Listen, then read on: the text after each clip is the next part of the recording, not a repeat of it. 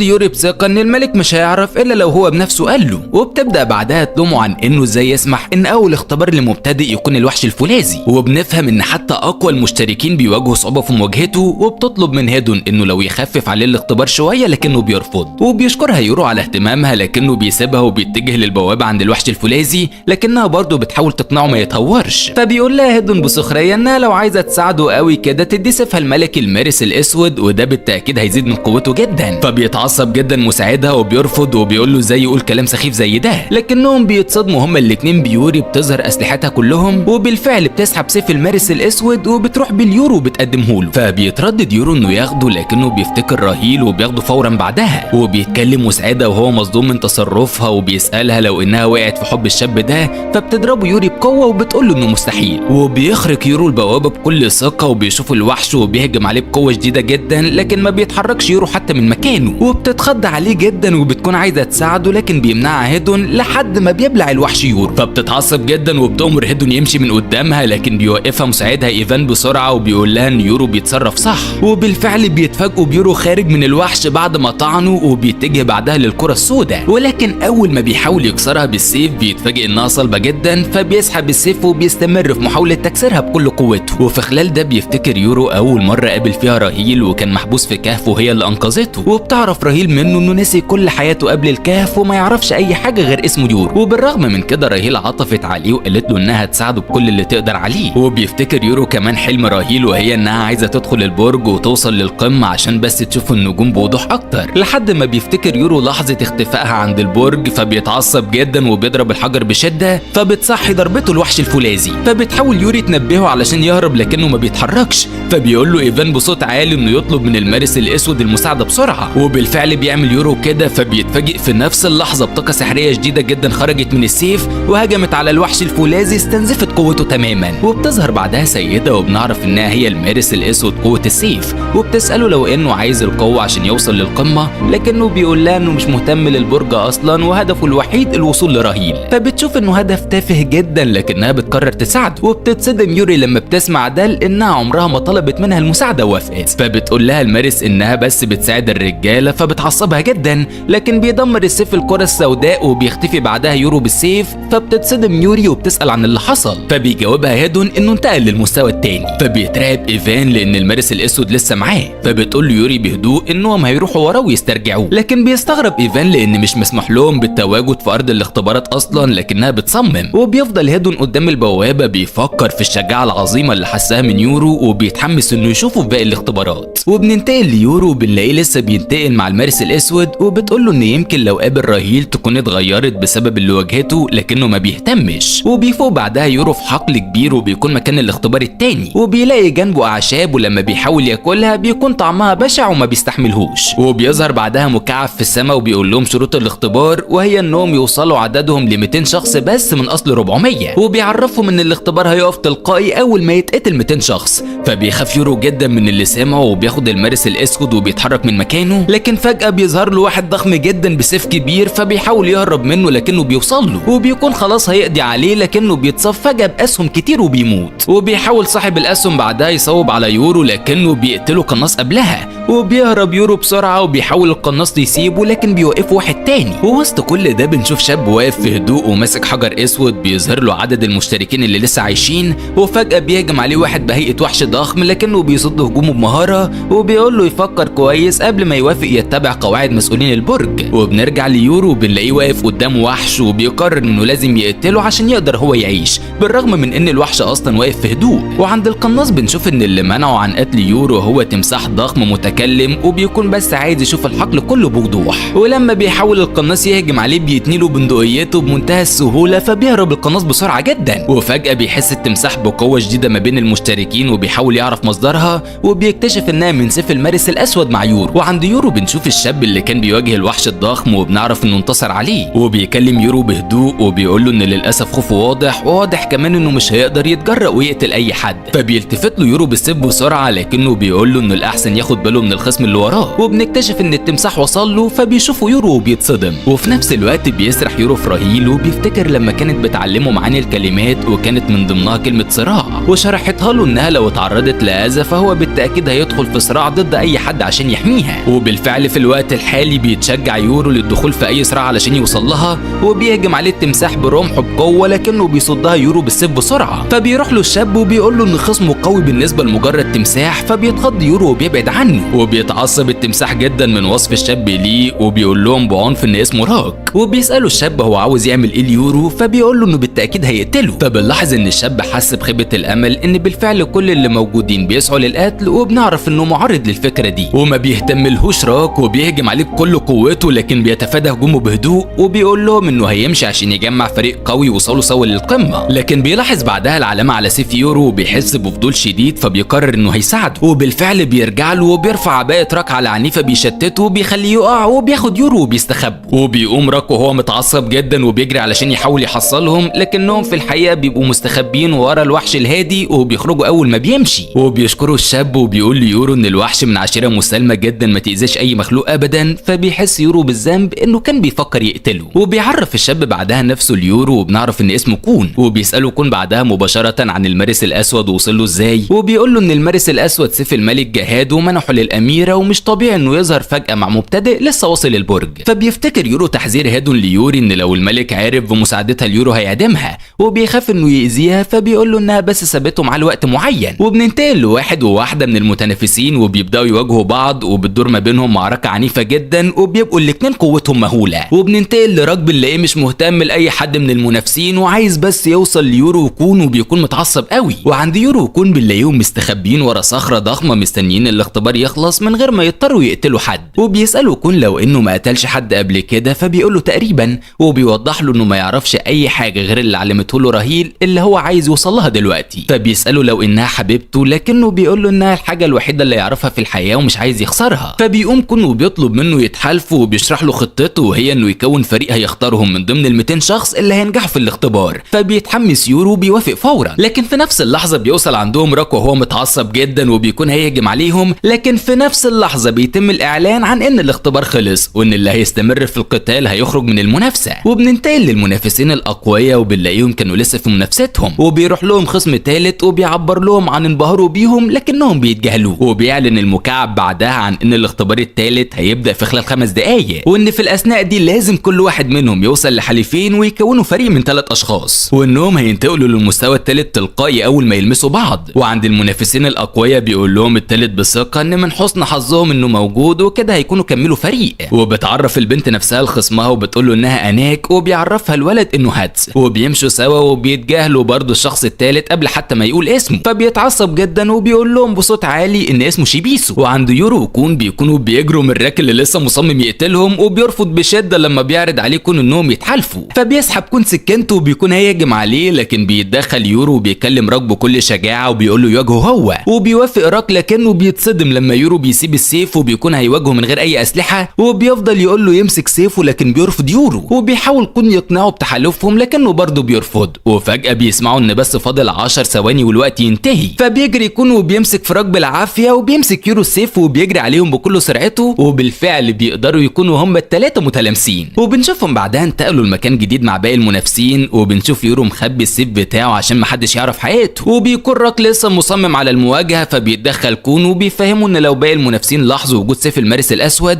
هيتحول الوضع المذبحة علشان ياخدوه، وبيعرض عليه بعدها اكل مقابل هدنة، وبياخدوا راك من ايده وبيوافق. وبنشوف من ضمن المنافسين شيبيسو قدر ينتقل مع اناكو هادز وبيستعرض قوته القتالية بغرور لكنهم برضه بيحرجوه، وبينتبهوا بعدها الاتنين بيتخانقوا لان واحد فيهم صاب التاني، لكن فجأة بيظهر واحد وبيقول لهم بهدوء انهم في استراحة والقتال ممنوع خلالها، فبيتعصب واحد منهم وبيسأله هو مين، فبيجاوبوا انه ليرو مشرف الاختبار، فبيستغرب يورو هو ازاي قدر يمنع القتال بمجرد كونه مشرف، فبيشرح له كون ان معنى انه مشرف انه من المصنفين وهم مجموعة قليلة قدروا يوصلوا لقمة البرج ونجحوا في كل الاختبارات وبقى مفيش اي قوة تقدر تصمد قدامهم. وبيتكلم ليرو بعدها وبيقول ان عددهم كبير ولازم يقللوا، وبيستحضر كرة مائية وبيوجهها عليهم فبيتعمل موجة ضخمة، وبترجع بعدها تعمل حاجز مائي بينه وبين كل المنافسين، وبيقول لهم اللي هينتقل للمستوى التاني بس اللي هيقدر يمر من خلال الحاجز، وبيفكر كون ان هو وراك هيقدروا يتخطوا الحاجز بسهولة، وبيكون يورو هو مصدر قلقه لانه لو فشل في تخطيه فالفريق كله هيفشل. لكن فجأة بيتصدم بيورو بيتكلم من ورا الحاجز عند ليرو وبيقول ان الحاجز ما صدهوش اصلا، وبيتصدم ليرو وبيكون يورو متوتر فبيعتذر وبيقول له انه هيدخل ورا الحاجز من تاني، لكن بيمنعه ليرو وبيقول له انه خلاص كده نجح. وبنشوفهم بعدها قاعدين منتظرين يشوفوا مين تاني هيقدر يخرج، وبيقترح عليه ليرو يتراهنوا كتسلية لحد ما الاختبار ينتهي، وبيكون الرهان على انهم يخمنوا مين هيقدر يطلع الاول من ورا الحاجز، واللي هيكسب هيسأل التاني كل الاسئلة اللي محتاجها، فبيوافق يورو فورا، وبيبداوا هما الاتنين يفكروا، وفجأة بيقع اختيارهم على نفس البنت وبتكون اناك، وبيتفاجئ ليرو بيقول له انهم كده متعادلين ولكنه اصلا يقدر يتعادل مع مصنف، فده في حد ذاته انجاز، وبيسمح له انه يسأله، فبيسأله يورو فورا عن رهيل وبيوصف له شكلها لكنه ما بيعرفهاش، فبيسأله بعدها عن المنافسين وبيتصدم انهم كلهم اتولدوا اصلا في البرج، وان هو ورهيل بس اللي دخلوا من بوابة عالم البشر. وورا الحاجز بنشوف شيبيسو بيستميت عشان يعدي من خلاله لكنه ما بيقدرش، وبينزف من كتر الصدمات لكنه برضه بيستمر في المحاولة، وبتكون جنبه بنت متعصبة من اسلوبه لكنها بتكون برضه مش قادرة تعدي، لكن بيعدي من جنبهم واحد ملتحف بملاية بكل سهولة وبدون مقاومة من الحاجز، وبيخرج ينام قدامه. وعند يورو وليرو بيكونوا لسه بيتكلموا وبيقولوا ان اللي مش مولودين في البرج بيسموهم بغير المختارين، فبيتوتر يورو وبيسألهم لو انهم بيكونوا اشرار، لكنه بيقول له مش بالظبط وان بس قوتهم بتكون اقوى من العادي. وفجأة من ورا الحاجز بيصوب عليه القناص وهو متعصب جدا ورافض طريقة الاختيار دي، فبيروح له ليرو بكل هدوء وبيقول تعويذة، فبيظهر مية حواليه وبتحيط بالقناص وبيتألم جدا من شدتها، وبيقول له ليرو انه لو وصل بس للطابق ال30 في البرج فهو هيتعرض لضغط المية ده دايما وبشكل يومي، فبيتألم القناص اكتر من مجرد الفكرة. وبيخفي ليرو بعدها كل المية وبيسيبه وبيمشي، وبيقع القناص على الارض وهو بيتألم ومنهار من مستوى الصعوبة اللي هيواجهوه، وبيتوتر شيبيسو من اللي شافه، فبيقرر يحاول بكل جهده وقوته علشان يعدي، وبيعدوا راكو ويكون جنبه بسهولة لكن بتقف شنطة اللحظة ولكن بيقدر يخرجها معاه، وبيروحوا بعدها تجاه يورو، فبيقوم ليرو وبيقول ليرو انه مبسوط لمقابلته هيحب يشوفه تاني، ولكنه بينصحه قبل ما يمشي انه ما يقربش قوي من كون، فبيستغرب يورو. وعند شيبيسو والبنت جنبه بيقدروا اخيرا يتخطوا الحاجز بعد مقاومة شديدة جدا، وبينتقلوا كل اللي قدروا يتخطوا الحاجز للمكان اللي هيتم فيه الاختبار الثالث. وبيسرح كون بعدها في كلام والدته وهي بتوصيه انه انه ما يثقش في اي حد ابدا، وبنفهم انه اتعرض للخيانه من حبيبته ماريا زمان. وبيروح له بعدها يورو بيفوقه من سرحانه وبيساله باستغراب ليه السقف مختلف عن العادي في الاوضه دي، فبيتصدموا كون وراك لان السقف شفاف وكاشف السما، وبيسخر راك جدا من قد ايه هو ساذج. لكن بيجاوبوا كون انه مش واثق لو كانت سما حقيقيه او مجرد محاكاه ليها بفعل الملوك. وبيبدا بعدها الاختبار الثالث وبيدخل كل فريق لوحده، ولكنهم بيسمعوا صوت صراخ مع كل فريق بيدخل وما بيبقوش قادرين يفهموا طبيعه الاختبار. وفجاه بيظهر لهم واحد غريب وبيكلمهم بصوت واطي انه ممكن يعرفهم ازاي ينجحوا في الاختبار. فبيتحمس يورو جدا لكن بيرفض كون يسمع له، لكنه برضه بيقول لهم وبيكون الجواب انهم بس يحلوا الاختبار ايا كان ايه في خلال بس 5 دقايق. وبالرغم من ان كلامه مقنع بالنسبه لكون الا انه رفض الاعتراف بده، فقال له الشخص الغريب ان اكيد كون من العائله المنبوذه مش هيثق في اي حد. فبيتعصب كون جدا وبيهجم عليه بالسكينه، لكنه بيبعد عنه في اخر لحظه. وبيكونوا هنا الفريق اللي عليه الدور فبيدخلوا، واول ما بيدخلوا بيشوفوا مشرف الاختبار وبيكون اسمه يوهان، وبيعرفهم ان الاختبار عباره عن انهم يختاروا الباب الصحيح قبل انتهاء الوقت والا هيخرجوا بشكل نهائي. وما بيكونوش فاهمين المفروض يختاروا على اي اساس، وبيفقد راك اعصابه وبيحاول يورو يهديه، وبيبدا كون يفكر كون في كلام الشخص الغريب ان اي باب هيكون صح، لكنه برضه بيفتكر والدته انه ما يثقش في اي حد، وبيدخل في صراع شديد وما بيبقاش عارف يتصرف ازاي، وبيكون خلاص الوقت هيخلص. فبيتفاجئوا براك بيفتح اي باب عشوائي قبل انتهاء الوقت بدقيقه، وبيتاكدوا انهم خلاص فشلوا، لكنهم بيتصدموا بيوهان بيقول لهم انهم نجحوا في الاختبار، وبيعرفهم انهم لو كانوا فتحوا اي باب تاني كانوا برضه هينجحوا. فبيتعصب كون جدا، ولما بيسال عن الهدف من الاختبار بيقول له انه بس كان اختبار ثقه. فبيتجاهلوا كون وبيسيبه، لكنه قبل ما يمشي بيلمح يوهان لشنطه كون اللي دايما معاه، وبيقول له انها بالتاكيد تقيله، فما بيجاوبوش كون وبيمشي. وبينتقلوا كلهم بعدها لغرفه انتظار، وبنشوف كل المتسابقين نجحوا. وبيروح لهم بعدها ليرو وبيقول لهم انهم هيعرضوا عليه اختبار اضافي ومش اجباري، ولكن الفريق اللي هيفوز فيه هيتخطى كل الاختبارات ويوصل للقمه مباشره. فبيتحمسوا كلهم، وبيشرح لهم ليرو طبيعه الاختبار، وبتكون ان الفرق هتتنافس للوصول لتاج معين، وواحد منهم لازم يقعد بيه على العرش لحد ما باقي فريقه يهزموا كل المنافسين. وبيعرفهم ليرو كمان ان الاختبار ده هيدخل معاهم فرقه متقدمه عنهم بمراحل عشان تزيد الصعوبه. وبتبدا اللعبه وبيشترك في الجوله الاولى بس فريقين، وبيقرر كون مع فريقه انهم يراقبوا الوضع الاول، وبتكون اناك مع فريقها من اللي اشتركوا، وبتقول لهم بهدوء ان هي اللي هتتصدى للفريق التاني لوحدها. وبالفعل بتتقدم، وبيتعصب الفريق التاني انها بتستقل بقوتهم وبيبداوا يهجموا عليها، لكنها بتهزمهم كلهم في وقت قليل. وبيقوموا تاني وبيحاول واحد منهم يضربها في راسها، لكنها حتى ما بتتاثرش وهو اللي بيتألم بشده. فبيسيبوها وبيتحركوا للعرش علشان ياخدوا التاج. فبتسبقهم هي وبتستخدم سلاحها الغريب، وبتعمل عاصفه حواليه بتبعدهم عنه تماما، وبيكونوا كلهم مصدومين من قوتها. وبتاخد اناك التاج وبتقعد بيه على العرش. وعند يورو بيكونوا مبهورين من قوتها، لكن فجاه بيحس بوجود راهيل في واحده من غرف الانتظار، وبيتصدم وبيفضل ينده عليها لكنها مش بتجاوبه، فبيعرف انها مش هي. وبيبدا التسجيل للجوله الثانيه، وبيكون شيبيسو مرعوب وحاسس انه مش هيقدر يواجه، لكن بيشجعه هادز فبيتحمس جدا. وبيخرج لهم بعدها فريقين جداد، وبيواجه شيبيسو واحد منهم لكنه بيتفاجئ بيهم ناقصين، وبيلاقوا زميلهم التالت نايم وما قامش للمواجهه، لكنهم ما بيهتموش. وبيبقى هادز في مواجهه واحد من الفريقين، وبيقدر يتصدى لهم لوحده بمهاره شديده جدا. وعند شيبيسو بيكون برضه قادر يدافع بمهاراته القتاليه البسيطه، لكنهم بيقدروا يكتفوه. وبتكون واحده من الفريق خلاص هتقضي عليه بسكينه، لكن بينقذوا هادز على اخر لحظه، وبيكون شيبيسو ممتن ليه جدا. لكنهم بيستغربوا جدا ان زميل الفريق الثالث لسه نايم بالرغم من كل اللي بيحصل ده. لكن فجاه بيقوم وبيوجه هجمه قويه جدا تجاه اناك فجاه، وبنعرف ان نومو كان مجرد خطه عشان يفاجئهم بالهجوم. وبتكون اناك نايمه على العرش ومش هاممها كل اللي بيحصل، وبتتفاجئ بالهجمه وبتتحرك بسرعه، لكنه بيوجه لها هجوم تاني وبرضه بتقدر تتفاداه. وبتتعصب اناك جدا وبتستخدم سلاحها، وبيتحول لسلاح ضخم عنيف جدا، وبتبدا تهجم عليهم كلهم بيه. وبيكون ليرو مراقب الوضع كله، وبنفهم من تحليله اللي بيحصل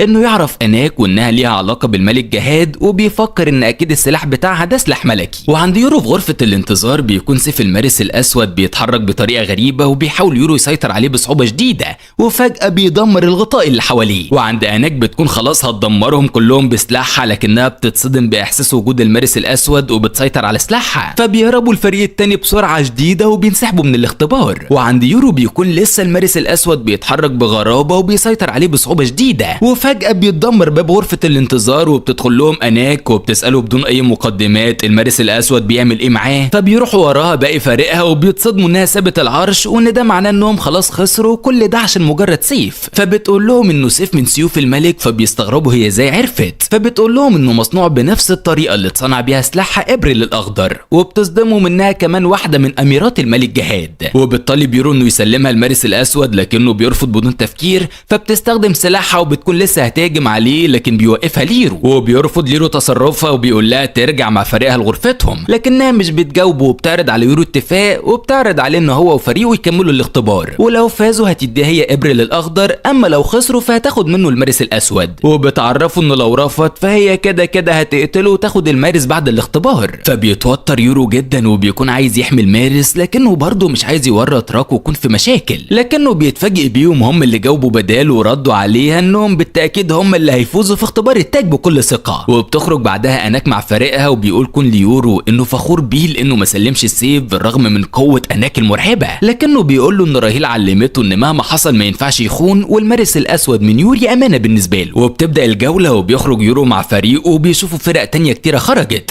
وبالتاكيد كل الفرق هدفها التاج وبيبداوا كلهم يتحركوا تجاهه، لكن فجاه بيعمل كون دوامه شديده جدا بتمنعهم كلهم من الوصول، وبيتصدموا بيه هو قدر يوصل للتاج في لمح البصر واخده حطه في شنطته، وبيقف كون وبيتحداهم انه هيسيب التاج للي هيقدر يهزمه، فبيتعصبوا كلهم جدا وبيبداوا يهجموا عليه بكل قوتهم، وبيصد هجومهم بمهاره شديده، وبيتصدموا بيه بعدها بيخرج التاج من شنطته وبيرميه لهم وبيقول انه مش محتاجه اصلا وبيقعد على العرش. فبيبدا كل المنافسين يتقاتلوا عليه بكل طاقتهم، وبعد ما يكونوا خلاص هيقتلوا بعض عليه بيوقفهم كون وهو بيسخر منهم، وبيتصدموا بماسك تاج تاني ويورو قاعد على العرش. وفي غرفه انتظار الفريق المتقدم بنشوف بنت بتجهز عشان تدخل الجوله اللي بعدها، وبتسال زميلتها لو عادي انها تقضي على كل المنافسين، فبتقول لها عادي، وبترفع البنت وشها وبنتصدم انها راهي. وعند كون بيسيب التاج ليورو على العرش وبيفتح بعدها شنطته وبيفضي اللي فيها، فبيتصدموا بعدد مهول من التيجان خرجت من شنطه ايده الصغيره، وبيكون شايفه شيبيسو من غرفه انتظارهم وبيكون مبهور من ذكائه، وبيعرف ان شنطته شنطه سحريه قادره على استنساخ الاشياء. وبتبدا بعدها كل التيجان المستنسخه تختفي، وبيتعصبوا المنافسين جدا لان تم خداعهم وبيهجموا عليه كلهم في نفس الوقت، لكنه بيتصدى لهم راك وبيقضي عليهم كلهم بضربه واحده من رمحه. وقبل ما تبدا الجوله الجديده بيرفع كون شعره بربط على غير عادته، وبيخرج بعدها 3 فرق جداد، فبيقول راك بثقه انه هيدمرهم كلهم في لحظه، لكن بيقول له كون في هدوء ما يعملش اي حاجه وبيروح هو كمان يقعد، وبيكونوا مصدومين من كلامه لكنه بيأكد بنفس الهدوء انهم هيرتاحوا الجوله دي. وبيتكلم واحد من المنافسين وبيقترح على باقي الفرق انهم يتحدوا عشان ينزلوهم من العرش، وبتوافق واحده من الفرق، لكن فجاه بيهجموا عليهم الفرقه الثالثه وبيدمروا فرقه منهم تماما. وبيسال يورو كون باستغراب لو انه كان عارف ان ده هيحصل، فبيجاوبوا كون انهم اساسا في صفهم، وبيحكي له ان ال3 اشخاص دول اتصابوا وكانوا هيخسروا من الاختبار الاول، لكنه عرض عليهم المساعده وانهم يخليهم يتجاوزوا الاختبار مقابل انهم يساعدوه. بالفعل بيوافقوا، وبيصدم يورو اكتر وبيقول له انهم طول الوقت ده كانوا في شنطته، وحتى ان يوهان لاحظ وجودهم لكنه ما كشفش الموضوع، وخرجهم كون من شنطته خلال فتره الاستراحه وشرح لهم الموقف، وكان رفع الشعر بالربط علامه طلبه للمساعده. وبنشوف الفريق خلاص قضى على كل المنافسين ورجع بعدها لغرفه انتظاره في هدوء، وبتبدا الجوله اللي بعدها وبيجهزوا ركو كل المواجهه، وبيكون فريق راهيل من ضمن المنافسين، وبيستغرب كون شكل يورو وهو سرحان تجاه الفريق، وبيكون حاسس براهيل لكنها مغطيه وشها، وبيبداوا يتواجهوا، لكن فجاه بتظهر بنت بزي اسود مخبي كل ملامحها وبتهاجمهم كلهم بقوه شديده جدا، وما بيبقاش حد عارف هي مين، وبتواجه راكي اللي بيحمي يورو لكنها بتقدر تتخطاه وبتكون خلاص هتهجم على يورو، فبيتصدموا بالبنت من فريق راهيل صدت هجومها وبعدته عنه، وبدات المعركه بينهم هما،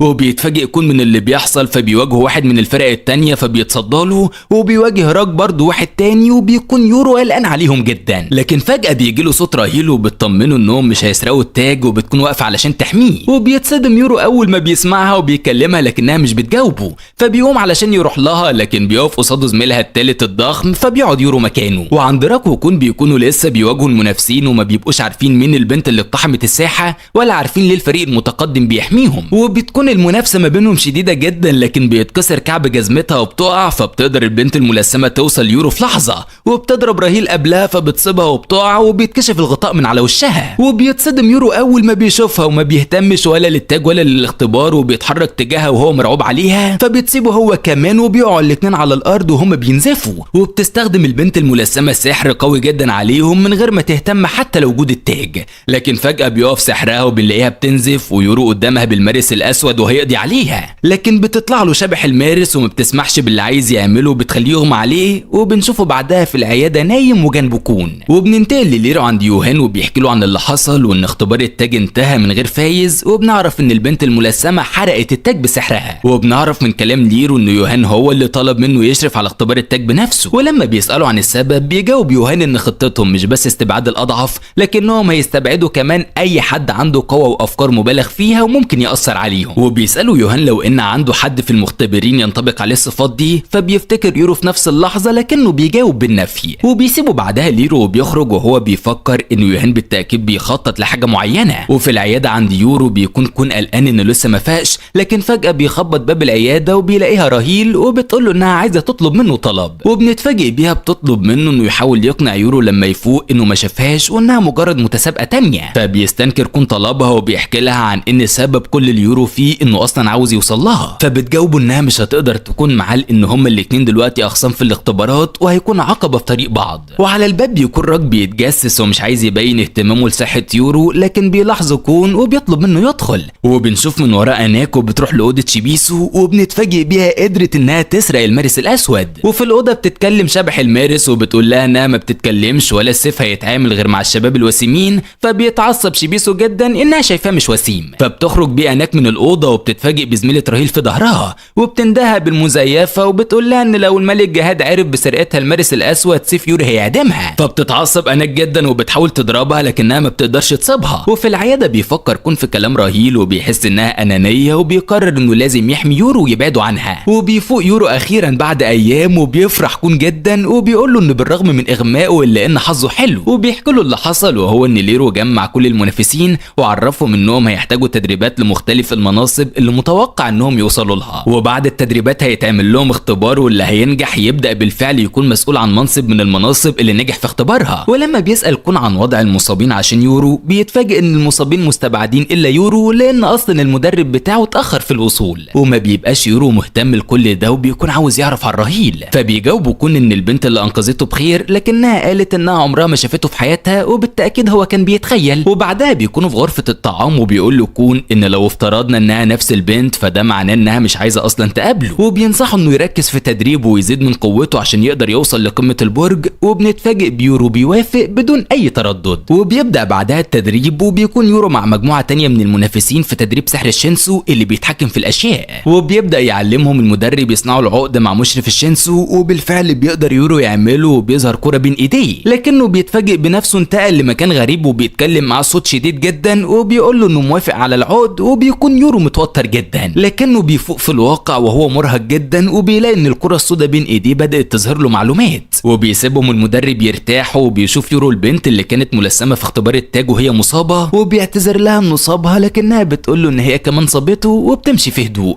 وبيروحوا له بعدها زمايله هو لاوري اللي دايما نايم وبيقول له هو انهم هيحبوا يشتركوا سوا في التدريب، فبيوافق يورو وهو مبسوط. وبنشوف لاوري مع هو بعدها وبيستنكر طريقته لكنه بيأكد هو انه بس عرض عليه المساعده. وبيدخل لاوضه وبنتفاجئ بيه مرهق جدا وهو لوحده. وفي اوضه يورو بيتكلم مع كون وبيساله على الراك، فبيقول له انه اتصدم من قوه منافس في تدريب الرمايه فقرر انه ينسحب. وبننتقل لراهيل في اوضتها بنلاقيها نايمه وبتحلم بيورو وقت ما كان في الكهف، وبتشوف ان بقى حواليه اصدقاء كتير وبيمشي معاهم من غير ما يهتم لها، فبتتضايق راهيل جدا وهي نايمه. وفي غرفه الطعام بنشوف زميله راهيل بتاخد اكلها وبتلاحظ يورو وعدد كبير من المنافسين قاعدين على نفس الترابيزه، وبتستغرب ازاي قادرين يتعاملوا بود بالرغم من انهم منافسين، لكنها بتروح لهم وبتطلب تقعد معاهم وبيوافقوا فورا وبتعرفهم بنفسها وبيكون اسمها اندورسي. وبننتقل قبل ما يوصلوا لغرفه الطعام وبنشوف شيبيسو وهادز رايحين ليورو وكون في اوضتهم وبيعرضوا عليهم يكونوا اصدقاء، لكن بيشك فيهم كون لانهم كانوا ضمن فريق اناك اللي سرقت المارس بتاع يورو، لكنهم بياكدوا لهم انهم ما بقوش ليهم اي علاقه بيها. وبيتكلم هادز باسلوب سخيف بيعصب كون جدا وبيكونوا هيتخانقوا لكن بيهدوهم يورو وشيبيسو. وبنشوفهم بعدها سوا في غرفه الطعام كلهم وبيتكلموا كلهم سوا وبيهزروا كاصحاب ومعاهم اندورسي. وفجاه بتقاطعهم اناك وبتقول لاندورسي ان ده مش تصرف يليق باميره جهاد، فبيتصدموا كلهم ان اندورسي كمان من الاميرات. وبيسال يورو باستغراب لو ان ده معناه ان هما الاتنين ويوري اخوات، فبتقول له اندورسي انه مش بالظبط وبيفهموا كون ان اميرات جهاد بيتم اختيارهم من صفوة القبائل. وبيبدأ بعدها واحد من التدريبات مخصص لمجموعة معينة بس من ضمنهم اناك واندورسي، وبيكون عبارة عن ان 8 منهم بس اللي يفضلوا موجودين في ساحات الاختبار، فبيتصدموا المنافسين. لكن بتكون اندورسي هادية جدا وواثقة ان محدش هيقدر يواجهها، لكن فجأة بتهجم عليها اناك هجوم شديد جدا وبتبدأ تواجهها، لكن بتصدها اندورسي بقوة. وبننتقل لكون وبنلاقيه في تدريبه للحاسب، وبيقرر انه هيستغله لمعرفة معلومات عن المنافسين، وبيبحث عن راك وبيتفاجئ بانه لسه في تدريبه ونجح فيه كمان، وبيستغرب عدم وجود اي معلومات عن يورو او رهيل. وبيعرف عن اناك انها وصلت لمستوى المصنفين واختارها جهاد بعدها اميرة، لكنه بيتصدم انها في الحقيقة اصلا ميتة. وبنرجع لها هي واندورسي، وبتكون المواجهة ما بينهم عنيفة جدا، وبتهجم عليها اناك بسحر الشينسو، لكن بتصدها اندورسي وبتخبطها خبطة عنيفة جدا بتدمر الارض من تحتها. وبتروح لها بهدوء وبتقول لها انها عارفة انها مش حقيقية، وبتسألها ايه اللي يخليها تعني كل ده، وبنكتشف ان دي بنت اناك الحقيقية اميرة جهاد اللي ماتت. فبترجع اناك بذكرياتها وبتشوف والدتها وهي متضايقه من تهديدات بتوصل لها، وبنعرف ان والد اناك ووالدتها اتقتل بعدها على ايد الاميرات جهاد اللي يعتبر اخواتها. وبتتكلم اناك وهي متعصبه جدا انها رجعت تنتقم من كل حد شايل اسم جهاد. وبنرجع بالاحداث وبنعرف ان جهاد ملك البرج واول واحد وصل للقمه بدا يختار اميرات من اعظم القبائل ويديهم قوه مهوله محدش يقدر يقف قصادها، ولكن في المقابل بيطبق عليهم قواعد شديده جدا زي ان ممنوع واحده تحب او تتجوز او تخلف. وللاسف والده اناك الاميره الحقيقيه عملت الثلاثه، فصدر امر من جهاد بقتلها. وبتفتكر اناك الطفله والدتها الاميره وقد ايه كانت حنينه عليها، فبتتعصب جدا في المعركه وبتهجم على اندورسي بعنف شديد. وبتحاول اندورسي تفهمها ان والدتها هي اللي خلفت العهد مع جهاد، لكنها طبعا بترفض تسمعها، وبتستمر في الهجوم عليها لحد ما بتبقى خلاص هتوقعها. وبتترجاها اندورسي انها تساعدها، لكنها ما بتتعاطفش معاها، فبتمسكها اندورسي وبيقعوا هما الاتنين بقوه شديده جدا. وبعد ما بيقعدوا بتتكلم اندورسي بهدوء وبتقول لها ان والدتها اناك كانت لطيفه جدا معاها اول ما بقت اميره، وبتسرح بالفعل في والدتها وقد ايه هي كانت حنينه. وبننتقل ليورو في تدريبه للشينسو وبنلاقيه متفوق جدا، وبيحاول بعدها هو انه يستحضر الشينسو لكنه مش بيقدر. وبيشوف بعدها يورو بيجري على لاوري وبيشكره انه ساعده لتحسين مهاراته، فبيستغرب هو جدا، لكن بيعرفوا يورو انه قدم له خدمه قبلها وفي المقابل لاوري ساعده. وبيوصل كون وبينده ليورو فبيروح له، وبنشوفه بعدها خارج متعصب جدا. وعند يورو بيحكي له كون على اللي حصل لاناكو اندورسي، وبيوصل عندهم شيبيستو وهادز، وبيكون شيبيستو متضايق جدا وبيترجاهم يساعدوا بعض عشان يكملوا الفريق، وبيقرر كون ان ده هيحصل. وبننتقل لاندورسي في اوضتها وهي مصابه بسبب الوقعه وصرفت كل نقاطها على العلاج. وبتتفاجئ بيورو وهادز عند اوضتها فبتسمح لهم يدخلوا، وبيقدموا لها الاكل مقابل انها تحط اسمها ضمن فريق الاصدقاء. وبترفض في الاول لكنها بتوافق فورا لما بيشتد عليها الجوع، وبيعرض عليها يورو انهم هيقدموا لها اكل من نقاطهم طول الاسبوع، فبتكتب اسمها فورا. وبيروحوا بعدها الاناك وبرضه بترفض تماما، لكنها بتغير برضه رايها اول ما بتشوف الاكل. وبيخرجوا بعدها الكون وهم مبسوطين جدا بنجاح خطته، ولكن بينكر هادز وبيكونوا هيتخانقوا سوا كعادتهم، لكن بيوقفهم شيبيسو وبيقنع هادز انه يشكر كون، فبيشكره بالعافيه. وبنشوفهم تاني يوم في غرفه الطعام، وبتروح راهيل وهي متخفيه تاخد من التفاح، وبتقف تسمعهم بيتكلموا في ايه، وبتمشي بعدها لكن بتلاحظها اندورسي، وبتروح وراها وبتقول لها ان يورو الطف من انها تكون بتخفي نفسها عنه. فبتتفاجئ راهيل لكن بتسيبها وبتمشي، فبتقول لها اندورسي ان يا ريت لو ان اللي بتسعى له في قمه البرج يستاهل فعلا انها تضحي بيورو. وبننتقل له هو بيبان عليه قد ايه مركز مع يورو، وبنشوفه بعدها في اوضته وهو مرهق جدا وبيغمض عينيه، فبيشوف كابوس وبيقوم فجاه على خبط الباب، وبيلاقي جواب من حد بيعرض عليه المساعده للوصول للقمه، لكنه بيتصدم تماما اول ما بيفتح الجواب. وبننتقل ليورو عند يوهان وبيعترض على الاختبار الجديد اللي حطه، لكن بيدخل عليهم مشرف ثالث وبيرحب جدا بفكره يوهان وبيكون اسمه كوانت، وبيقول لهم انه بيطالب يكون هو المشرف على اختبار المطارده. فبيتصدم ليرو لكن بيسمح له يوهان، وبيحس ليرو ان الموضوع مش هينتهي على خير. وبيجي يوم الاختبار وبيعرفهم ليرو اللي هيحصل بالظبط، وهو ان كل المنافسين هيتقسموا الفريقين. وبيتفاجئ يورو انه مش مع كون في نفس الفريق، وبيلاحظ كون وجود راهيل وهو في فريق يورو. وبيتكلم يوهان بعدها وبيقول ان هدف كل فريق انه يساعد فرد من فريقه اللي هيسموه بالشارد انه يوصل لنقطه النهايه قبل ما يسرق الشارد المشرف او شارد الفريق التاني منه الشاره. وما بتكونش اندورسي مهتمه لكلامهم، لكنها بتنتبه وبتتصدم اول ما بتعرف ان جايزه الفايز 200,000 نقطه. ولكن بيتصدموا كل المنافسين لما بيسالوا عن الشارد اللي هيطاردهم، وبيكتشفوا انه كوانت المشرف. وبيبدا الاختبار وبنشوف كون مع فريقه بيقول لهم انه عنده خطه مقابل انهم يخلوه القائد، فبيضطروا انهم يوافقوا. وبيبداوا في تنفيذ خطته وبيكون من ضمنها انهم يستخدموا شيبيسو كطعم لكوانت، وبيوافق وبيفضل في المكان اللي بيقول له عليه. وبيكلموا شيبيسو وقتها وبيقول له بحزن انهم لو فازوا ده معناه خساره يورو في الفريق التاني، فبيجاوب كون بجمود ان ده حقيقي. وفي نفس اللحظه بيوصل لهم كوانت وبيهجم على شيبيسو بسرعه جدا لكنه بيتفاداه، وبيحاول واحد من الفريق يبعد كوانت لكنه مش بيقدر، وبيدمر كوانت واحد من مراكز تحكمهم وبيفتكر انه خلاص سيطر عليهم، لكنهم بيصدموا انه وقع في الفخ بتاعهم وخطه تكون ماشيه كويس. وبتظهر اناكو وبتهجم عليه بابره للاخضر لكنها مش بتصيبه، وبيسحبها بقوه منه وهو متعصب جدا انهم بيحاولوا يخدعوه بس. ولحد هنا بيكون انتهى اول جزء من الانمي بتاعنا، ودمتم في رعايه الله. سلام. قبل ما نبدأ الجزء التاني من الانمي بتاعنا لازم ترجع تشوف الجزء الاول لو ما شفتهوش، ويلا بينا نبدأ. بنشوف في غرفة المراقبة ليرو ويوهان وبيكون معهم راك ومنافس تاني من اللي عدوا كل الاختبارات في المستوى ده، وبيسمع راك وليرو ويوهان وهما بيتكلموا عن قد ايه كوانت عصبي وعنيف جدا في ساحات الاختبار. وعند كوانت بيبدأوا كلهم يجروا، فبيقف مكانه كوانت وبيضحك بهستيريا وبيقول لهم انه هيديهم مهلة انهم يهربوا. وبننتقل لأوضة الفريق التاني وبنلاقيهم بيشوفوا من خلال الشاشة، وبيتكلم واحد مع اندورسي اللي مش مهتمة كعادتها وبيقول لها ان للاسف فريقهم مليان بالفاشلين، فبتسيبه وبتقوم من غير ما ترد عليه، وبتروح ليورو وبتساله لو انت متوتر، فبيجاوبها انه بس مش ملاحظ وجود راهيل، فبيبان عليها الضيقه وبتقول له انها اكيد في مكان وراجعه. وبنعرف ان اندورسي وراهيل العلاقات بينهم مش تمام. وبيشوفوا بعدها على الشاشه اناك في الاختبار وبتحاول توصل للدور الثاني وبتكون هي شارد الفريق، وبيحطوا خطه جديده ضد كوانت اللي بيكون بدا يتحرك من مكانه بسرعه جدا، وبيلاحظ انهم محوطين وبيفهم انهم بيحاولوا يوفروا وقت للشارد بتاعهم، لكنه فجاه بيختفي وبيتصدموا كلهم وبيبدا يظهر من ورا كل واحد فيهم ويهاجموا، وبيواجهوه كلهم لكن بتكون قوته اعلى منهم وبيبدا يقضي عليهم واحد ورا التاني، وبيتجه فورا ورا اناك عشان ياخد منها الشاره قبل الوصول لخط النهايه، وبيدمر اي حد بيقف في طريقه لحد ما بيوصل للجسر قبل خط النهايه وبيقابل كون، وبيحاول كون يقنعه ان اناك قدرت تنط من فوق الجسر لان عندها خطه تانية. وبيتعصب كوانت جدا وبيعرف انهم اكيد بيخدعوه، فبيمسك كون وبيقعوا هما الاثنين من على الجسر، فبتترفع اناك بقوه وسرعه شديده للجسر تاني بالحبل اللي كان خفيه كون، وبيقع كوانت لكن بيفضل كون ماسك في الحبل، وبتتجه اناك بكل سرعتها لخط النهايه. وعند كوانت بيكون على مسافه بعيده جدا من الجسر ومتعصب جدا من خداع كون ليه، لكن فجاه بيسمع صوت بيعرض عليه المساعده. وعند اناك بتكون خلاص هتوصل لخط النهايه لكنها بتتصدم بكوانت عنده، وبيتحرك تجاهها بكل سرعته وبيخطف الشاره، وبيخسر الفريق كله وهم مصدومين ازاي ممكن كوانت يكون وصل للخط بالسرعه دي. وبنشوفهم بعدها في اوضتهم وكون زعلان جدا وحاسس بالذنب لانهم خسروا بسبب خطته، لكن بيكلموا شيبيسو وبيقولوا انهم مبسوطين انه كان القائد، وبياكدوا كلهم انهم مش زعلانين النهائي، بالعكس هم مبسوطين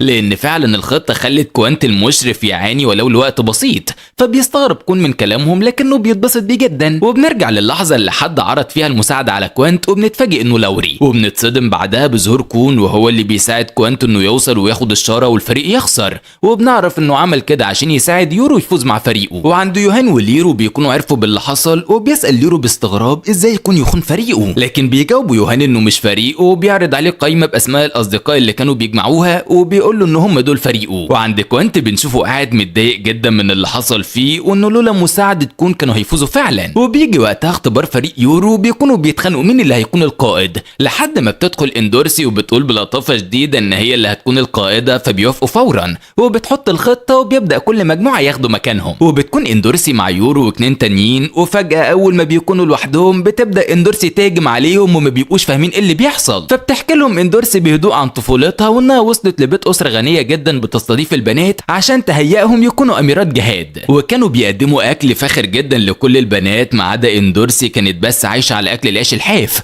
وكانت بتتمنى لو انها بس تدوق من اكل باقي البنات. وفي يوم قررت ان الوضع ده لازم يتغير، وبنتصدم باندورسي وهي طفله قتلت كل البنات اللي في القصر وقعدت تاكل بعدها بهدوء غريب. وفي الوقت الحالي بتقول لهم انها مستعده تعيد المذبحه تاني مقابل انها تاخد ال 200,000 نقطه لوحدها، وبيحاولوا الاثنين اللي معاهم يهجموا عليها لكنها بتصدهم بسهوله، وبيكون يورو مصدوم منها، فبتقول له ان دي ضريبه الوصول للقمه هي انه ما يترددش انه يقتل. وبننتقل لهادز وبيكون معاه 2 رماحين وبيقول لهم يختفوا وهو هيواجه كوانت، وبعدها يهجموا عليه من ظهره، فبيوافقوا وبيختفوا من المكان. وفي لحظه بيظهر كوانت وبيهجم على هادز بعنف شديد، جديد. وعند اندورسي بتكون لسه بتهجم وبتواجههم، وبيحاول يورو يقنعها ان العنف مش هو الحل، لكنها بتتعصب جدا وبترفض تسمع له، لحد ما بيقوم واحد من المنافسين وبيستخدم سيفه، وبيكون سيف ايقاد قوي جدا وبيوجه عليه هجمه جديده. وبنرجع لهادز وهو لسه بيواجه كوانتي بسيوفه، لكن بيقدر كوانتي يحاصره في الحيطه وما بيبقاش هادز قادر يتحرك، فبينده بقى على صوته على الرماحين، لكنه بيتصدم ان مفيش اي حد بيظهر، وبنشوف الرماحين خانوه وبيهربوا وهم خايفين من مواجهه كوانت،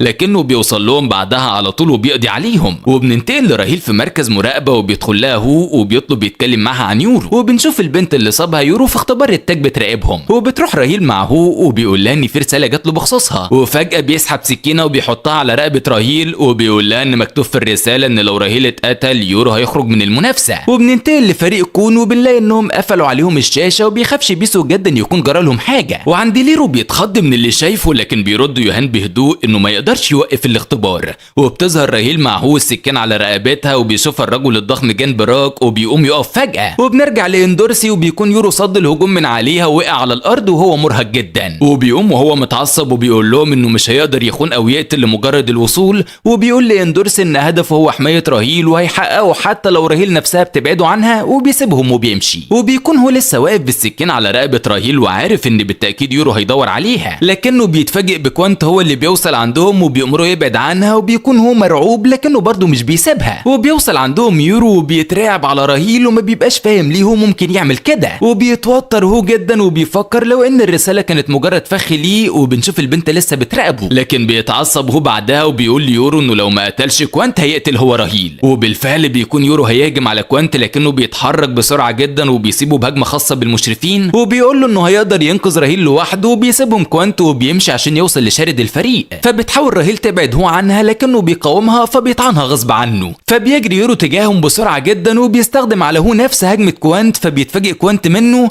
وعند راك بيتصدم من اختفاء الرجل الضخم اللي كان معاه فجاه. وبنرجع ليورو وهو ماسك راهيل، وبيسال هو اللي واقع على الارض من صدمته ايه اللي خلاه يعمل كده في راهيل، فبيجاوبه هو انه بس كان عايز يخرجه من المنافسه. وبيرجع هو بذكرياته وبيشوف نفسه قد ايه كان مبسوط مع اطفال عشيرته قبل ما يدخل للبرج، لحد ما في مره هجم عليهم واحد ضخم وقتلهم كلهم وما قدرش هو يحميهم. وفي الوقت الحالي بينهار هو وبيمسك السكينه جنبه، وبتكون اخر حاجه بيقولها ليورو انه فعلا بيكرهه، وبيقتل هو نفسه بالسكينه في لحظه بدون تردد. وبتجري عليه واحده من المنافسين وهي مش فاهمه ليه حصل كده، وبينهار يورو عليه هو كمان. وبيكون كوانت لسه واقف مراقب كل اللي بيحصل، وبيقول لهم ان مفيش وقت للزعل على خاين، وانهم لازم يكملوا اختبارهم. وبتوصل اندورسي بسيف الايقاد في نفس اللحظه، وبتكون هي الشارد، وبيستغرب كوانت انها مش بتحاول توصل لخط النهايه. وبتتصدم المنافسه اول ما بتشوفه، وبتعرف انها قضت على صاحبه، فبتضربها بالقلم وهي متعصبه منها ومن خيانتها جدا، لكن ما بتبقاش اندورسي مهتمه فبتعصبها اكتر، ولما بتيجي تضربها تاني بتمنعها، وبتقول لها ان من الاحسن ينهوا المنافسه بسرعه عشان يقدروا ينقذوا المصابين، وبيكون قصدها على راهيل. وبتروح بعدها لكوانت علشان يتواجهوا على مين اللي هيوصل لشارة التاني الاول، وبيسال كوانت عن مكان شارة اندورسي، فبتعرفوا انها في الجاكيت بتاعها. وبيكون كوانت لسه هيهجم عليها بكل سرعته، لكن بيتدخل يورو وبيستخدم عليه التقنيه اللي اتعلمها منه، وبتهجم اندورسي بسيف الايقاد في نفس اللحظه. وبتدور ما بينهم مواجهه شديده جدا بعدها، وبيحاول يورو يوجه هجمات تجاه كوانت لكنه بيتفاداها. وفجاه بيقدر كوانت يسرق الجاكيت كله من على اندورسي، وبيكون خلاص اخد الشاره. فبتروح له اندورسي بهدوء وبتسيب السيف وبتسند على كتفه، وبتساله بسخريه هو حاسس بايه بعد ما تم خداعه،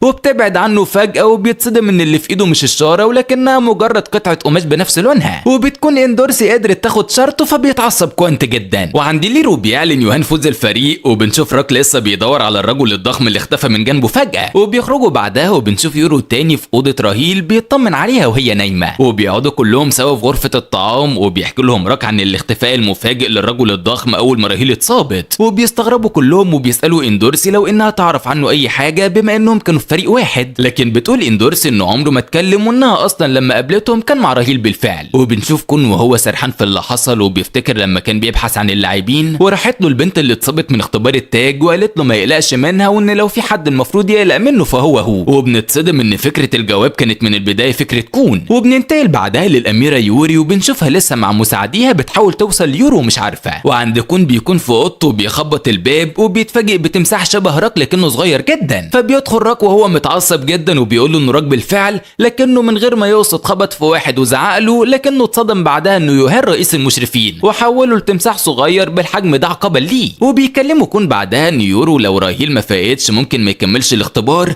فبيتضايق راك جدا وبيقول انه هيحاول يتصرف. وبيوصل يورو عندهم في نفس اللحظه وبيدخل لهم وبيقول ان راهيل للاسف مش هتقدر تمشي بسبب الطعنه. فبيتعصب راك جدا وبيكون لسه هيمنعه من الانسحاب، لكن بيوقفوا يورو وبيقول له انه قرر انه هيكمل الاختبار وهو مسؤول عن راهيل وحمايتها وهيشيلها كمان لو اضطر. وبيكون مصدوم من اللي بيسمعه وبيفتكر ماريا اللي خانته، وبيطلب يورو مساعدتهم وبيكون راك موافق بكل حماس، لكن بيوقعوا كون من على السرير بسرعه وبيقول ليورو يعتمد عليه. وبيفرح يورو بموافقتهم، لكنه بيقول لهم انهم لازم يعملوا حاجه في الاول. وبنشوفهم كلهم بعد كده عند جثه هو وبيحط له يورو الورد، وبيجتمعوا كلهم علشان يدعوا له، وبيروح لهم ليرو وبيطلب انه يكون معاهم فبيرحبوا جدا. وبنشوف بعدها يورو وراهيل لوحدهم وبيشكرها انها قدرت تحضر جنازه هو، لكن فجاه بتعيط راهيل وبتقول له وهي منهاره انها تخلت عنه وسابته وراحت للبرج بس عشان تشوف النجوم، وفكرت انه يكون مجرد عائق في طريقها، وبتكمل انه يقدر يتخلى عنها زي ما هي عملت من غير ما يحس باي ذنب. فبيتصدم يورو من كلامها، لكنه بيجاوبها انها هي اللي دخلته كهف وهو وحيد وما يعرفش اي حاجه في الحياه، وان مهما بقى عنده اصدقاء عمر ما حد هيعوضه عنها. وبيرجعوا لهم بعدها في غرفه الطعام وبيناموا كلهم من تعبهم. وبنشوف بعدها واحده من المنافسين ماشيه بشنطها، فبيروح وراها شيبيسو وبيقول لها انها كان المفروض حتى تودعهم، فبتقول له انها بس هتحاول تلاقي سبب اكبر من الوصول للقمه عشان تعيش عشانه،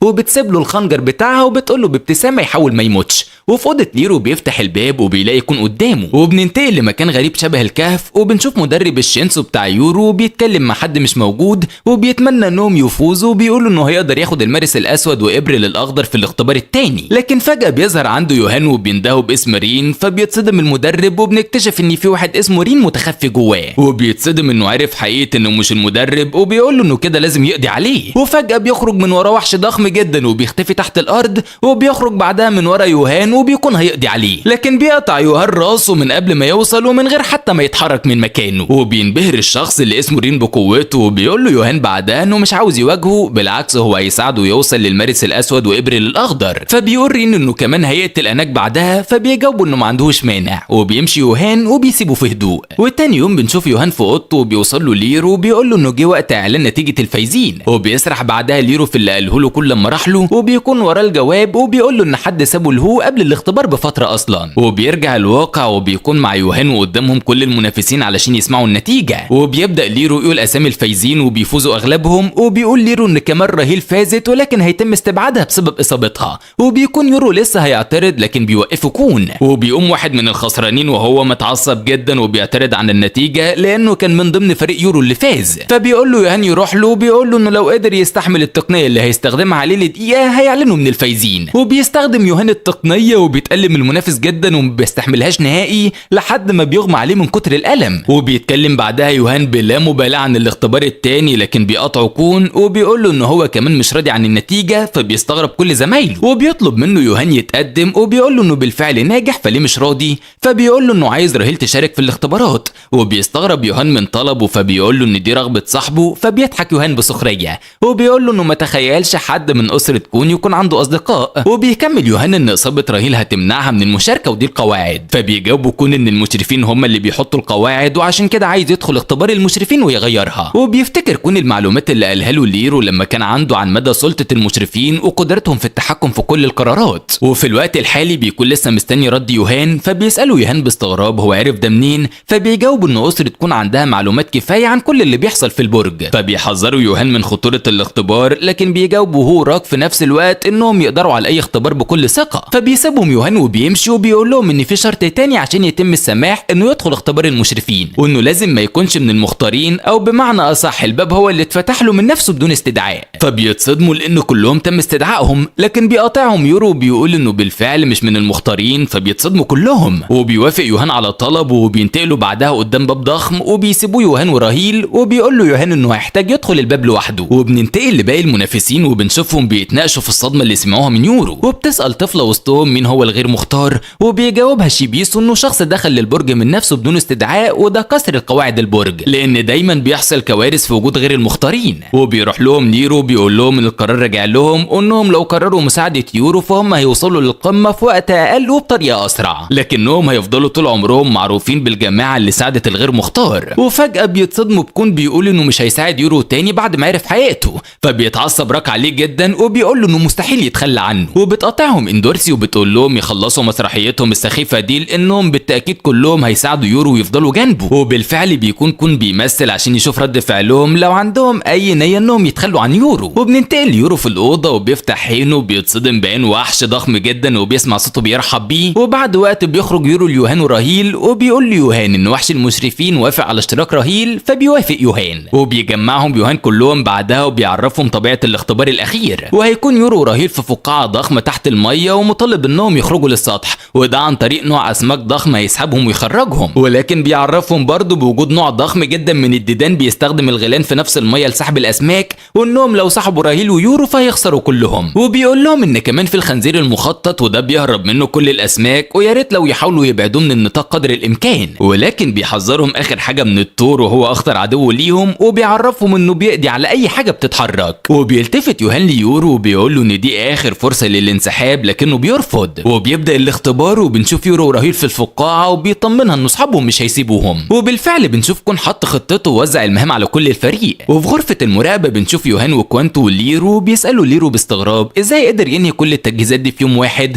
فبيجاوبوا انها قدره المدير لكن بيشك فيه ليرو. وبننتقل ليوري مع مساعدينها وبيكونوا واقفين على حافه جبل، وبيقول لها ايفان ان الطريقه الوحيده لدخول ساحه الاختبار هي انهم ينطوا من على الجبل، فبتزقه يوري في نفس اللحظه وبتقول له ينزل هو اول واحد. وبنروح لشيبيسو بعدها في موقعه لوحده وبيتواصل مع كون وبيساله هو ليه بيساعد يورو، فبيرد شيبيسو ان في مره زميلتهم قالت له ان يورو عنده الحاجه اللي كلهم فقدوها وهي انه عنده شخص يحارب علشان. وبيكمل شيبيسو انه مش عاوز يفقد الحاجه دي زيهم كلهم. وفجاه بيتواصل هادز مع كون وبيقول له ان الديدان الضخمه اختفت بشكل مفاجئ، وبيقول لهم كلهم ياخدوا حذرهم. فبيقوم شيبيسو عشان يشوف لو في حاجه قريبه منه، لكن فجاه بيظهر له الثور وبيترعب، وبيقول له كون يهرب فورا، لكنه بيلاحظ ان الثور شاف سمكه وهيحصلها، فبيقرر يلهي عنها لكنه بيتجاهله. فبيخرج شيبيسو خنجر زميلته وبيهجم بيه على الثور بيطعنه، لكنه حتى مش بيتاثر. وبيبدا يواجه شيبيسو وبيجري شيبيسو وهو مرعوب تماما، وبالفعل بيمسك وبيكون خلاص هيلتهمه، لكن فجاه بتوصل له ضربه جديده من ابريل الاخضر بتبعده عنه تماما. وبتظهر اناكو بعدها اندورسي وبيتصدم شيبيسو ان اميرات جهاد راحوا ينقذوه، لكنهم في الحقيقه بيكونوا بيتنافسوا مين فيهم اللي هتدمر الثور. فبتعرض اندورسي اتفاق ان كل واحده فيهم تواجهه لوحدها، وان لو هي فازت هتاخد منها ابريل والمارس، ولو اناك اللي فازت فاندورسي هتكون خادمتها طول العمر. وبيكون راك مع الرماح التاني سامعهم وبيتعصب زي الاطفال لانه كمان عاوز يواجه الثور، لكنه بيوصل لهم بلاغ من هادز ان الغلام بدات تتحرك، وبيقول لهم هادز انه معتمد عليهم. وفي الفقاعه عند يورو وراهيل بيشوفوا ان الشبكه بدات تتكون حواليهم، وبيفرح يورو جدا، فبتستغرب راهيل انه مش خايف وبتفرح بيه جدا. وبيكون كون بيحاول يلاقي حل علشان يساعد على اكتمال الشبكه.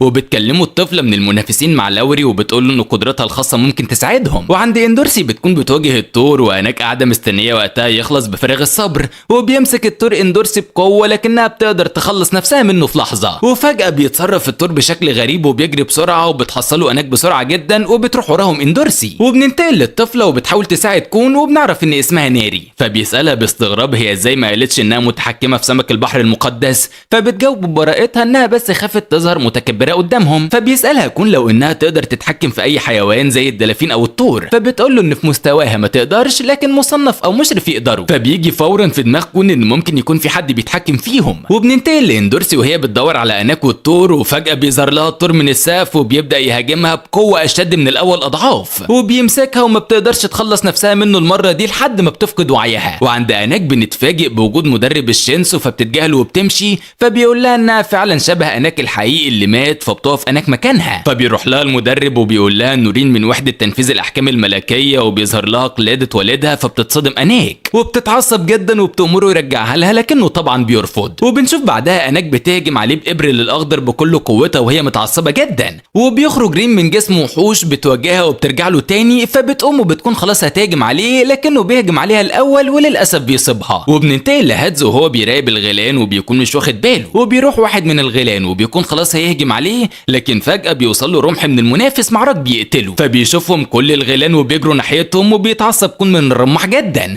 وبيجري هادزو وبيأمرهم ينسحبوا فورا. وبنرجع لأناكو وهي بتحاول تتحرك بصعوبة عشان توصل لإبريل الأخضر، لكنه بيسحبوا من قدامها فورا وبيقول لها ان مش هو اللي هيقتلها. وبنشوفه استدعى الثور وهو مكتف اندورسي، فبتسأله أناك لو انه بيتحكم بالثور، فبيجاوبها انه بالتأكيد، وان كمان كل الاختبار ده متنفذ في الأصل عشان يسترجع السفين ويقتلها. وبيسيب الثور اندورسي وبيمشي بهدوء، وبيسيب رين إبريل الأخضر جنبها وبيقول لها تقوم بواجبها كأميرة وتقتل أناك المزيفة. فبتتصدم اندورسي تماما، وبننتقل ليورو في الفقاعة وبيتصدم بإيديه بتشع نور، وعند اندورسي بنتفاجئ بيها قامت واخدت إبريل الأخضر وبتتجه بيه عند أناك. اما عند شيبيسو بيكون بيدور عليهم هما الاتنين وقلقان يكون الثور قضى عليهم، وفجأة بيحس بقوة جديدة جدا في المكان وبتظهر ورا يوري. وعند اندورسي بتكون وصلت لأناك وبتقول لها انهم لازم ينهوا الامر بسرعة، وبتستسلم أناك لموتها. لكن فجأة بتصدم أناك باندورسي بتقول لها انهم لازم ينهوا امر رين بسرعة عشان يتغدوا بعدها سوا، وبتديها إبريل الأخضر وبتطلب منها المارس فبتديهولها. وبتقوم أناك وبتستخدم المارس بقوته القصوى وبتهجم بيه على رين. وبننتقل راكو وبنلاقيه شايل الرمح التاني وبيهرب بيه بكل سرعته من الغيلان، لكنه فجأة بيقف وبيقرر انه مش هيهرب وبيرجع بكل سرعته يواجه الغيلان. وعند أناك واندورسي في مواجهة رين بيكونوا متفوقين عليه جدا، لكن فجأة بيتقلب الوضع وبيهاجمهم هو بعنف، وبيضعف من قوة اندورسي جدا ما بتبقاش قادرة تتحرك، وبيروح لأناك الواقع على الأرض وبيضغط برجله على جرحها بقسوة وهو بيضحك بهستيرية. لكن فجأة بيتحدف عليه طوب صغير فبيتعصب جدا، وبتظهر له يوري فبيتصدم وبتقول له يوري ان اللي هم بيأذيهم دول اخواتها. وبيظهر وراه شيبيسو بيكون هو اللي دلها على مكانهم،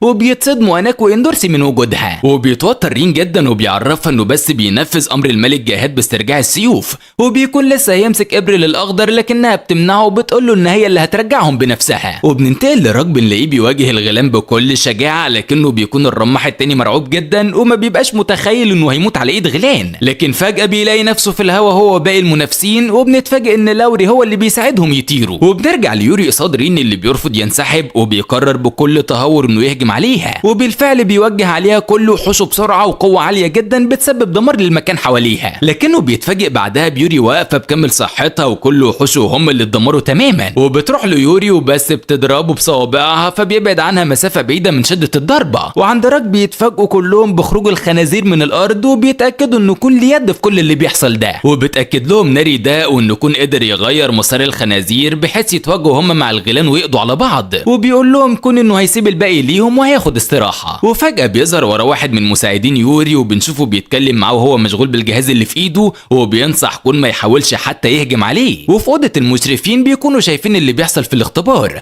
وبيقول ليرو ان لازم الاختبار يقف، وقبل ما يتاكدوا من وجود يوري بيقفل عليهم مساعدها شاشه بجهازه. وبيرد عليه يوهان بهدوء ان وحش المشرفين هو اللي امر بالاختبار، وبيسيبهم وبيمشي وبيزيد شك ليرو فيه. وعنده كون بيعرض عليه مساعد يوري المساعده وانه كمان ممكن يوصله لحبيبته ماريا. وبننتقل ليوري وهي لسه بتصد هجمات رين بملل شديد، وبنشوف ايفان مع مساعدها الثالث في طريقهم ليها، لكن بيقابلهم يوهان وبيطلب يتكلم معاهم. وبيقعد بعدها هو وايفان وبيقول له انه عارف بوجود الاميره وعارف السبب وانه مش هيتدخل ولا هيحاول حتى يمنعهم. فبيأمر ايفان المساعد معاه انه يمشي. وعند يوري بتكون خلاص هتقضي على رين، لكن بيتواصل معاها ايفان وبيقول لها ما تتورطش في اللي بيحصل. فبتقول لها اندورسي بدون تردد ان هي اللي هتقضي على رين، لكن بتأمرهم يوري بعدم التدخل وبتبعد عنه، وبتكلم حد بأعلى صوتها انه يقضي عليه. فبينزل المساعد اللي كان مع ايفان من السقف على رين مباشرة بمطرقة ضخمة جدا بيدمره. وبنرجع لكون مع المساعد وبيرفض مساعدته وبيقول له انه اصلا مش بيحاول يوصل لماريا. وفجأة بيقطع كلامهم وصول هادز المفاجئ وبيقف بسيف يدافع عن كون. فبيمشي المساعد بهدوء،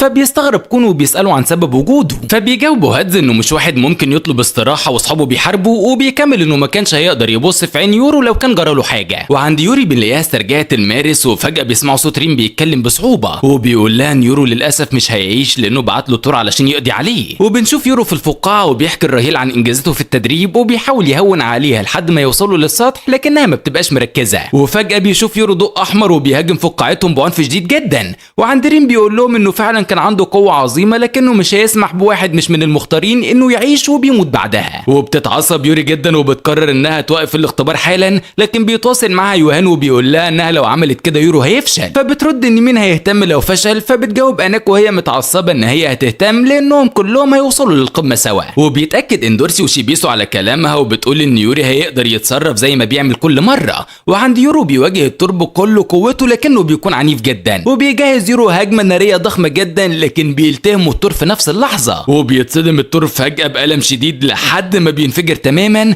وبيخرج يورو منه وبيرجع للفقاعة، وبيشوف نور السطح بيقرب، وبتبدأ السمكة الضخمة تسحبهم. وعند يوري بتاخد ابريل الاخضر من اناك فبتتضايق، لكنها بتقول لها ترجع تاخده لما تطور من نفسها، وبتسيب لشيبيسو مفتاحه وبتقول له يبلغ يورو لما يرجع انه يروح للطابق ال77. وبتتواصل بعدها مع ايفان عشان يعرفها الطريق، وبنشوف ايفان في ممر وبيحاول يوصلها، وبيستغرب من وجود مرشد الطريق معديه من جنبه، وبتكون البنت من اختبار التاج. وعند يورو بيكون خلاص هيتم سحبهم هو وراهيل تماما، وبيقول لها وهو مبتسم انهم اخيرا هيحققوا حلمها، وكمان هيشوفوا النجوم سوا من قمه البرج. وبيمد لها يورو ايده لكنه بيتصدم بيها، قدرت تقف، وفجاه بتوقعه بقوه من الفقاعه، وبيتصدم يورو تماما، وبتقعد راهيل بعدها من غير ما تتاثر كانها انجزت مهمه تقيله جدا، وبتفتكر لحظه دخولها للبرج. وبنرجع بالاحداث لاول مره تدخل راهيل للبرج وتقابل هيدون، وبيقول لها هيدون اول ما بيشوفها ان مش هي اللي تم استدعائها اصلا، وانها دخلت بالغلط، وان يورو كان هو اللي المفروض يدخل. فبتتصدم راهيل وبتترجى ما يرجعهاش ويديها فرصه انها توصل للبرج. فبيوافق هيدون يديها فرصه، وبيعرض عليها اول اختبار وهو مواجهه الوحش الفولاذي، لكنها بتتصدم اول ما بتشوفه، وبتقول انها اكيد مش هتقدر تهزمه. فبيقول لها ان منقذها هيوصل في اي وقت، وفجاه بيظهر قدامها يورو وبتستغرب جدا. فبيخليها هيدون تشوف لقطات من قوه يورو، وما بتفكرش راهيل غير في ان ازاي يورو الجاهل الضعيف ياخد الفرصه وهي لا.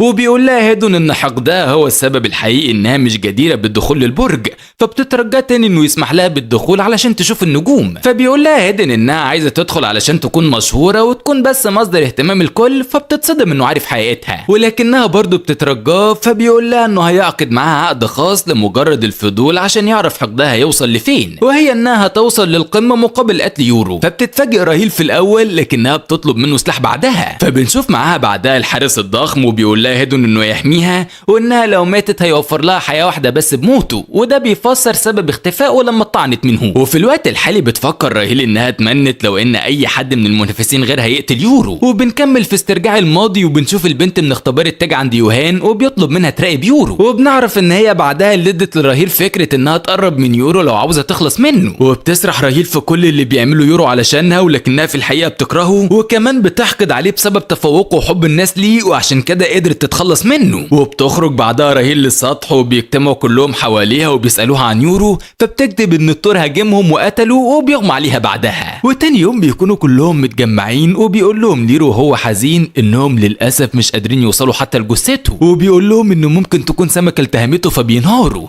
وبيسال الرماح بلا مبالاه عن نتيجه الاختبار، فبيتضايقوا كلهم منه، لكنه بيقول ليرو ان كلهم نجحوا وبيسيبهم وبيخرج وهو سامع صراخ راق من الحزن على يورو. وبيروح ليرو ليوهان وبيساله عن اللي حصل مع راهيل بالظبط، فبيجاوب يوهان بهدوء ان ده كان اختيارها. وبنشوف راهيل في اوضتها وفي كامل صحتها، وعند هادز بيقول لهم انهم كلهم مدانين ليورو ولازم يكملوا هدفه ويوصلوا براهيل للقمه، وبيكونوا للاسف لسه ما يعرفوش حقيقه راهيل البشعه. وبيقرر كون انهم مش بس هيوصلوا للقمه، لا هم لازم يتخلصوا من كل قواعد البرج العنصريه. وبنشوف ليرو بعدها استقال من كونه مشرف، وبيقابله كوانت وبيقول له ان هو كمان هيمشي، وبيعرفوا ليرو انه هيطلع للقمه عشان يوصل للحقيقه. وبنشوف يوهان في اوضته وبيتواصل مع الجاسوسه بتاعته ان خلاص كلهم اقتنعوا بموت يورو، ولكننا بنشوف يورو في مكان مخفي وفاقد الوعي. وبيجمع بعدها يوهان كل المختارين علشان يوصلوا للقمه، وبتكون راهيل لسه بتمثل انها مش بتتحرك، وبيكلمها كون انها مش هتتخيل يورو كان بيعمل المستحيل ازاي عشانها، فبتبتسم انها عارفه، لكن بيرد عليها كون بحده انها لو فعلا عارفه ما كانش زمانها موجوده وسطهم. وبينقلهم بعدها يوهان، وعند يورو بيبدا يفوق وبيشوف جاسوسه يوهان قصاده، وبرضه اول حاجه بيسال عنها هي راهيل، لكنه فجاه بيفتكر ان هي اللي وقعته من الفقاعه، وبيقوم وهو مش فاهم ليه كل ده بيحصل معاه. وبينتهي الموسم ده من المسلسل بيورو وهو بيرفض مساعده البنت،